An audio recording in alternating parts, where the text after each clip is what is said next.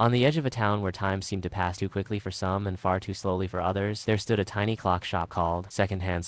It wasn't popular. In fact, most people who passed it swore they'd never seen it before, despite it standing in the same spot for what looked like 100 years. Inside, hundreds of clocks ticked softly on the walls, but each one ticked to a different rhythm. Some ticked once every second, some only once a day, and some were completely still. Behind the counter stood the clockmaker, a person of few words but many gentle smiles. Their fingers moved like poetry, and their eyes held entire seasons of silence. The clocks in the shop weren't for sale. Instead, visitors came when something inside them was off. A woman grieving the loss of her sister sat in front of a silent clock. The clockmaker adjusted a tiny gear, and it ticked once soft and slow, and she burst into tears she'd been holding for 5 years. "It's okay," the clockmaker said softly. "Healing doesn't run on the hour. It runs on the heart." A man full of regret for years he'd wasted watched a dusty grandfather clock begin to tick again, not backward, not forward, but outward, like ripples in a pond. He left with his shoulders lighter. For some, the clocks remained still, a gentle reminder that not everything needs to be fixed right away. But everyone who entered left with a card. "Your clock is not broken. It's simply keeping time for your soul. Be gentle. It knows the way." And once they left, the clockmaker would carefully place a new tiny tick in a jar behind the counter, a soft glowing sound labeled with that person's name, proof that even invisible healing counts.